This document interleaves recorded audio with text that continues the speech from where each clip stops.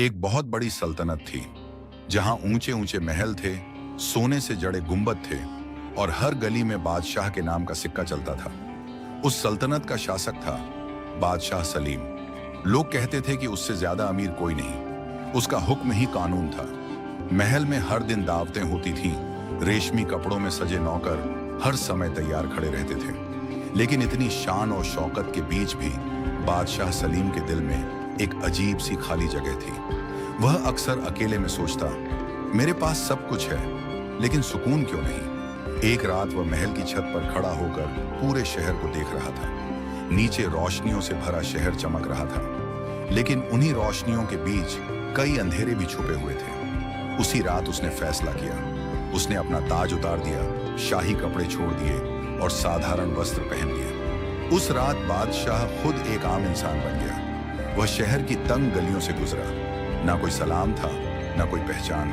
कहीं भूख थी, कहीं मजबूरी, कहीं आंसू थे, कहीं खामोशी। पहली बार उसने देखा कि उसकी ही सल्तनत में ऐसे लोग भी रहते हैं जो रात को भूखे सो जाते हैं। उसका दिल कांप उठा। चलते चलते वह एक पुरानी मस्जिद के पास रुका। वहां जमीन पर बैठा एक गरीब आदमी दिखाई दिया। कपड़े फटे हुए थे, चेहरा थका हुआ था, लेकिन आंखों में अजीब सा सुकून था। उसने पूछा, इतनी रात गए यहाँ क्यों बैठे हो?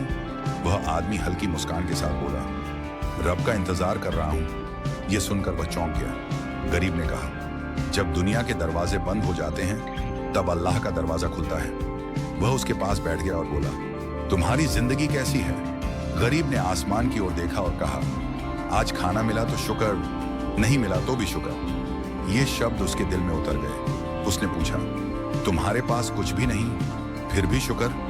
गरीब मुस्कुराया और बोला, माल नहीं है लेकिन यकीन है। फिर उसने कहा, महल ऊंचे हो सकते हैं लेकिन सुकून सिर्फ अल्लाह देता है। यह सुनकर वह चुप हो गया। उसे पहली बार एहसास हुआ कि वह सारी जिंदगी सुकून को गलत जगह ढूंढता रहा। कुछ देर बाद उसने धीरे से कहा, अगर मैं कहूं कि मैं ही इस मुल्क का बादशाह हूं। गरीब हंस पड़ा और बोला, बादशाह हो या फकीर, अल्लाह के दरबार में सब बराबर है। यह बात उसके दिल को चीर गई। वह रात अपने महल लौटा, लेकिन अब वह पहले जैसा इंसान नहीं था।